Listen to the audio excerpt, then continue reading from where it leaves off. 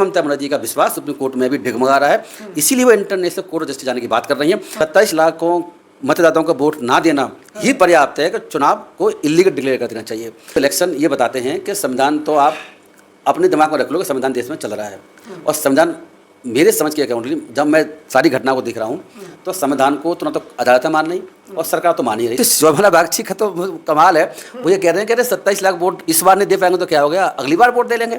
तो देखो supreme court जो है डेमोक्रेसी को कैसा मजाक उड़ा रहा है, मजाक में ले रहा है। ये सभी विपक्षी दल इकट्ठे होकर के और सड़क को भर दें, इसके अलावा दूसरा काम नहीं है इनके पास में, मैं बता रहा हूँ। नहीं तो ये ऐसे ही हारते रहेंगे कि सुप्रीम कोर्ट जा सकती है ममता बनर्जी। तो ममता बनर्जी सुप्रीम कोर्ट पहले गई थी, इसमें कोई नई बात तो नहीं है। सुप्रीम कोर्ट में जाने के बावजूद भी 27 लाख वोट कट गए लॉजिकल डिस्क्रिपेंसी के रूप में, बाकी 60 लाख वोट और कट गए जो कि वहाँ से मर गए हैं, कि छोड़ के जा चुके हैं, कि कहीं और चले गए हैं। तो 90 लाख के आसपास या कह सकते हैं 85 लाख के आसपास वोट वहाँ से पहले जितने थे उतने से कम रह गए थे। तो सुप्रीम कोर्ट ने 27 लाख डिस्क्रिपेंसी कुछ तो किया नहीं है। सुप्रीम कोर्ट का हाँ वही बता रहे हैं। अब सुप्रीम कोर्ट की 3-4 घटनाओं का मैं जिक्र करता हूँ। देखो, एक तो ये सुप्रीम कोर्ट में जाने के बावजूद भी सुप्रीम कोर्ट ने कुछ नहीं किया। सुप्रीम कोर्ट देख रेख में इलेक्शन हुए, SIR चलती रही, और SIR ममता बनर्जी भी जाकर सुप्रीम कोर्ट में खुद भी पर्सनली पेश चीफ मिनिस्टर होने के बावजूद होकर अपनी बहस करके आ चुकी, कुछ नहीं हुआ। ममता बनर्जी इतना ही नहीं कि एक घटना और भी है जो मैं बताऊं आप लोगों को, कि जब ये जस्टिस सूर्यकांत अब से करीब 1.5-2 महीने पहले जब न्यू जलपाईगुड़ी में बाकी जो बंगाल में न्यू जलपाईगुड़ी है, बाकी जो सर्किट बेंच हाई कोर्ट की उसका नई बिल्डिंग बनी, उसका उद्घाटन हुआ, तो वहाँ पर जस्टिस सूर्यकांत भी गए थे। वहाँ भी ममता बनर्जी ने अपनी बात रख के उनसे सूर्यकांत जी से कहा कि बंगाल में लोकतंत्र खतरे में है, इलेक्शन कमीशन SIR के माध्यम से और माध्यमों से पूरी तरह से ऐसे लोगों को वोट काट रहा है जिससे कि हम लोग ना जीत पाएँ। तो उन्होंने रिक्वेस्ट वहाँ भी करी, मतलब ममता बनर्जी जहाँ जहाँ जा सकती थी कोर्ट में आकर के वहाँ भी उनको अपनी बात रखी, खुद जा कर के मुख्यमंत्री ने, ऐसा पहले कभी देखने को नहीं मिलता है। और उसके अलावा जब चीफ जस्टिस ऑफ इंडिया वहाँ गए तब भी उन्होंने अपनी बात रखी, लेकिन सूर्यकांती ने कुछ नहीं कहा और सूर्यकांती ने कोई बात नहीं करी। इसके अलावा जैसे आप बता रहे हैं वीडियो बहुत वायरल, एक वो उनका स्टेटमेंट वायरल हो रहा है, वो तो बड़ी चिंता की बात है कि सुप्रीम कोर्ट के जज जिनके बात कर रहे हैं वो जस्टिस जोयमाला बागची हैं, जो सूर्यकांती जी के साथ बेंच पे बैठे हुए हैं, जो SIR केसेस को डील कर रहे हैं। उसमें उन्होंने ये कहा था, तो लोग वहाँ ये इस बात के लिए गए थे कि भाई ऐसा है कि अगर इलेक्शन होने वाले हैं अब और जो मतदाता सूची फ्रीज हो जाएंगी तो फिर कैसे बात बनेगी, 27 लाख तो बाहर रह गए, वोट नहीं दे पाएंगे।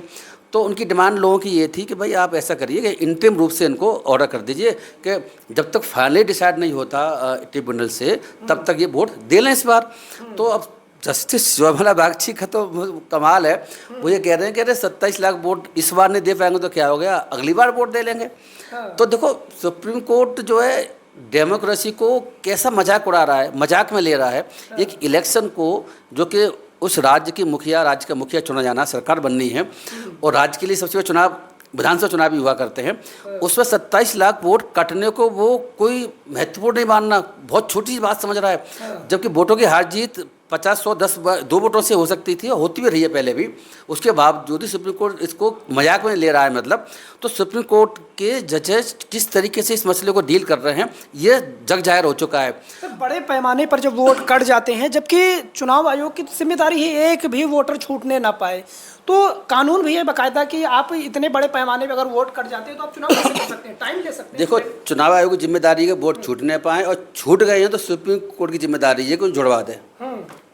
बात समझ रहे हैं? चुनाव आयोग गलत काम कर सकता है, असंवैधानिक काम कर सकता है, कोई भी सरकार भी कर सकती है। सिस्टम देश का, हमारे देश में संविधान लागू होने का ये उससे पहले भी यही था। सिस्टम ये है कि अगर सरकार या जो चुनाव आयोग या कोई और संस्था अगर संविधान कानून के हिसाब से काम नहीं कर रही है, उस स्थिति में न्यायपालिका पिक्चर में आती है। न्यायपालिका का काम ही यही है, लेकिन सुप्रीम कोर्ट ने तो उसमें अपनी भूमिका निभाई नहीं बिल्कुल भी। सुप्रीम कोर्ट में केस चलने के बावजूद भी वोट कट के, और सुप्रीम कोर्ट तो 27 लाख वोट कटने को इम्पोर्टेंस दे भी नहीं रहा है। तो देखो, ये बड़ी चिंता की बात है ये जो देश में चल रहा है। और मेरे हिसाब से जो है ये free and fair election Bengal में बिल्कुल भी नहीं हुआ है, और इलेक्शन में जो रिजल्ट आए हैं वो फ्री फेयर ना होने की वजह से रिजल्ट ऐसे आए हुए हैं। शायद फ्री फेयर होता तो रिजल्ट हो सकता है दूसरा आता, ऐसा मैं कह सकता हूँ। पड़ी थी कि जहाँ पर वोट ज़्यादा कटे हैं, कम कटे हैं और या बीच के हैं, तो वहाँ पर अलग ट्रेंड है, लेकिन हर जगह बीजेपी को फ़ायदा हो रहा है। तो देखो ऐसा है कि SIR में ये खैर रिपोर्ट कुछ भी आ रही हो, 27 लाखों मतदाताओं का वोट ना देना ही पर्याप्त है कि चुनाव को इलीगल डिक्लेयर कर देना चाहिए। लेकिन आप ये बताओ क्या डिक्लेयर करेगा कौन? ये तो सुप्रीम कोर्ट के हाथ में केस पहले ही चल रहा है कि भाई 27 लाख वोट लोग दे पा रहे हैं और SIR के माध्यम से धांधलियाँ चल रही हैं और बहुत सी चीज़ें। तो सुप्रीम कोर्ट खुद कुछ नहीं कर पाया कि अपने देखते उनके सुप्रीम देख रेख में सब सारा चुनाव हुए हैं, सारी प्रक्रिया चली है। तो आप सुप्रीम कोर्ट से किसी से क्या उम्मीद कर रहे हैं? मुझे तो सुप्रीम कोर्ट से कोई उम्मीद नहीं। ममता बनर्जी जो कह रही है सुप्रीम कोर्ट में जाऊँगे, वो बिल्कुल ना जाए सुप्रीम कोर्ट। सुप्रीम कोर्ट कुछ भी नहीं करेगा। आखिरी उम्मीद तो सुप्रीम कोर्ट है ना सर? आखिरी उम्मीद सुप्रीम कोर्ट है, लेकिन उम्मीद जब होगी ना कि जब सुप्रीम कोर्ट संविधान के हिसाब से काम करे। अगर सुप्रीम कोर्ट संविधान के हिसाब से ना काम करके जो सरकार है, भारतीय जनता पार्टी की सरकार है या मोदी जी, उनके हिसाब से काम करेगा तो फिर सुप्रीम कोर्ट को कोई मतलब नहीं रहा। और वो देखने को मिल रहा है कि सुप्रीम कोर्ट अपनी जिम्मेदारियों को, अपने अधिकारों को, अपनी जो करना चाहिए था भूमिका उसमें निभाने पूरी तरीके से असफल रहा है। थोड़ा बहुत नहीं असफल हुआ है, पूरी तरीके से असफल हुआ है। इसीलिए ममता बनर्जी का विश्वास सुप्रीम कोर्ट में भी डगमगा रहा है। इसीलिए वो इंटरनेशनल कोर्ट ऑफ जस्टिस जाने की बात कर रही हैं। नहीं, ऐसा है कि पहले कभी मुझे याद नहीं पड़ता कि कभी किसी चीफ मिनिस्टर ने या किसी मिनिस्टर ने ऐसी कोई बात कही हो कि भाई मैं इंटरनेशनल कोर्ट ऑफ जस्टिस जाऊँगा क्योंकि सरकार मुझे यहाँ से सरकार नहीं बनने दिया, चुनाव धांधली हुई है। लेकिन अब जो है क्योंकि पानी सर से ऊपर निकल चुका है बंगाल के केस में, इसीलिए ममता बनर्जी को यहाँ की न्यायपालिका विश्वास नहीं है, ऐसा लगता है। और ये एक बहुत बड़ा चिंता का विषय है कि चीफ मिनिस्टर पर जो 15 साल चीफ मिनिस्टर रही हैं हमारे देश में, उनका बड़ा नाम भी है ममता बनर्जी, लंबी उनकी ऐतिहासिक हिस्ट्री है पॉलिटिक्स में। वो अपने देश की न्यायपालिका पर विश्वास पूरी तरह से नहीं कर पा रही हो और ICC जाने की बात कर रही हैं। तो देश को सोचना है कि देश किस तरफ जा रहा है। लेकिन सर भारत का अंदरूनी मामला है, इंटरनेशनल कोर्ट कुछ कर सकता है? देखो ऐसा है, ICC इसमें कुछ नहीं करेगा, ये बात ठीक है। हम अपने संविधान की बात करें तो संविधान तो इसमें इंटरनेशनल कोर्ट की बात नहीं करता है ना। तो संविधान तो ये कहता है कि अगर किसी का अधिकारों का हनन हुआ हो किसी भी तरीके का तो वो न्यायपालिका में जा सकता है। और न्यायपालिका का सर्वोच्च स्तर है सुप्रीम कोर्ट, उससे ऊपर कोई कोर्ट नहीं होती। तो उससे आगे जा कर के वो कोई कोर्ट है ही नहीं। ICJ कोर्ट हमारे संविधान दायरे में नहीं आती है। तो वहाँ पर जाने के, लेकिन मैं कहूँ आपसे, मतलब मैं ये बताना चाहता हूँ कि क्योंकि ममता बनर्जी को कोर्ट विश्वास नहीं रहा है शायद, इसीलिए वो ICJ की बात कर रही हैं। लेकिन ICJ में ये केस खास टेकअप नहीं हो पाएगा, चल नहीं पाएगा, ऐसा मेरा मानना है। क्योंकि इस इशू को लेकर के बंगाल में इलेक्शन जो हुए हैं कि गड़बड़ हैं, जो भी हुआ है, उस पर उसमें ICJ कोई एक्शन नहीं लेगा। मैं एक बार और बता दूं कि ICJ में भी आपको पता हो एक जज कौन बैठे हुए हैं, जैसे दलील भंडारी, शायद वो सुप्रीम कोर्ट के जज थे पहले, अब ICJ के जज बने हुए हैं, है ना। तो वो बाहर से गए हुए हैं, क्या होगा पता नहीं। तो ICJ में भी जाने का फायदा नहीं, जनता को भी जाना चाहिए ममता बनर्जी को। सर क्या लगता है, जिस तरीके से कहा जा रहा है कि जो EVM जो मशीन है उसके सीरियल नंबर में जो है वो चेंजेस ये ऐसे आरोप लग रहे हैं, या दूसरी तरफ कहा जा रहा है कि आप CCTV फुटेज मुहैया कराइए, वो भी नहीं हो रहा है। कराएगा कौन? देखो मुझे बताओ, कराएगा कौन? इलेक्शन कमीशन कराएगा ना। इलेक्शन कमीशन के ही अधिकार क्षेत्र में है सारी जो इलेक्ट्रॉनिक वोटिंग मशीन है। CCTV कैमरे भी उसी लगवाए हैं, वही ऐसे कराएगा, वोट कटवा रहा है, वही बीजेपी को जितवाना चाहता है। आप उससे एक्सपेक्ट करते हैं कि वो CCTV फुटेज दिखा देगा? आप उससे एक्सपेक्ट करते हैं कि जो वोटिंग मशीन्स में जो गड़बड़ बताई जाती है कि उसमें नंबर कुछ अलग थे, वो नंबर अलग पाए गए जब काउंटिंग हुई है, तो दिखाएगा कौन? पेश कौन करेगा? जनता से रखेगा कौन? कोर्ट में ले कौन जाएगा? बिल्कुल भी नहीं ले जाएंगे। अगर गड़बड़ करिए तो बिल्कुल नहीं जाएंगे। ये टेम्परिंग करे, गड़बड़ करके ले जाएंगे, ले भी जाएंगे तो सुप्रीम कोर्ट ऑर्डर करेगा, मुझे इस पर भी डाउट है। तो क्या ये चुनाव रद्द ऐसे तो हुआ नहीं है, तो ये कैसे जो तमाम तरह की खामियां बता रहे हैं, तो क्या भरोसा है कि ये कैंसिल कोई रास्ता है ऐसा कैंसिल? देखिए, चुनाव रद्द होंगे ये तो आप भूल जाओ, ये तो बिल्कुल बेकार की बात है। कुछ चुनाव रद्द कौन करेगा मुझे बताओ? कौन करेगा? इलेक्शन कमीशन करेगा या न्यायपालिका करेगी? और दोनों ने क्या किया है आपको पता है। दो ही संस्था हैं इस वक्त जो चुनाव रद्द करा सकती हैं और कोई नहीं करा सकती। तो इलेक्शन कमीशन कहेगा फ्री एंड फेयर इलेक्शन नहीं हुआ है तो चुनाव रद्द हो सकते हैं। वो क्यों कहेगा? वो तो खुद चाहता रहा फ्री एंड फेयर ना हो और भारतीय जनता पार्टी सरकार जीत जाए, वो तो कहेगा क्यों। अब आ जाओ न्यायपालिका के ऊपर, तो सुप्रीम कोर्ट ने तो 27 लाख वोट कटवा दिए और उसकी कुछ की परवाह भी नहीं है। तो दोनों संस्थाएं, सुप्रीम कोर्ट और न्याय और जो क्या बताएं जो चुनाव आयोग, इन्हीं के सब हाथ में हैं। और यही जब कटवाने में लगे हुए हैं और यही अपना न्याय नहीं कर पा रहे हैं यहाँ, तो ऐसी स्थिति में जनता और ममता बनर्जी को इन पर कोई आशा नहीं रखनी चाहिए। ये जनता की अदालत में जाएं, दोबारा से आंदोलन करें, और कोई चारा नहीं। तो न्यायपालिका पे सीधा सीधा सवाल है, फिर न्यायपालिका भी जो है सवालों के घेरे में है। वो तो बहुत पहले से घेरे में चल रही है, और अब इसके SIR के इलेक्शन जो हुए हैं और उससे पहले SIR के जो केस चल रहा है, उससे तो सुप्रीम कोर्ट पूरी तरीके से एक्सपोज हो चुका है पूरे दुनिया में और बाहर भी।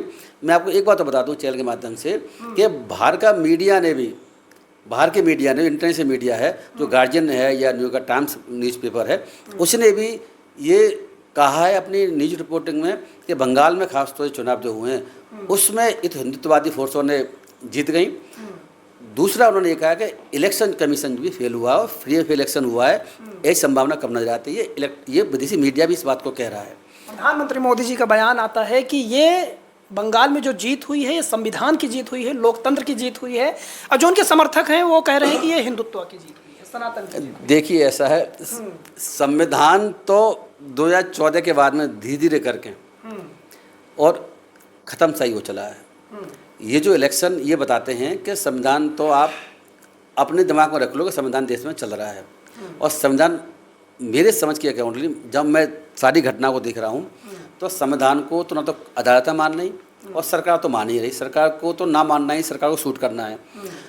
देखो ये जो इलेक्शंस हो रहे हैं ये तो हो रहे हैं, हमें संविधान की बात चली है, तो अब तमिलनाडु की अगर आप बात देखें, तमिलनाडु में क्या हुआ कि गवर्नर ने बुलाने से मना कर दिया। गवर्नर कह दिया आप हमें पूरे बुलाइए, सीट आपके पास तब करेंगे, जबकि गवर्नर के अधिकार क्षेत्र में यही नहीं है। मतलब लीगली पोजीशन दूसरी है। सुप्रीम कोर्ट के ऐसा भूमि में बहुत से जजमेंट पहले आते रहे हैं जिसमें सुप्रीम कोर्ट कह चुका है कि कोई लार्जेस्ट सिंगल पार्टी अगर लास्ट में जीत के आती है, बहुमत किसी को नहीं मिलता है, तो सबसे पहले उसको बुलाया जाएगा, और अगर उसको बहुमत है कि नहीं है ये जो है सदन के पटल पे तय होता है। फ्लोर ऑफ द टेस्ट का उसका फ्लोर पे होगा, गवर्नर नहीं कह सकता।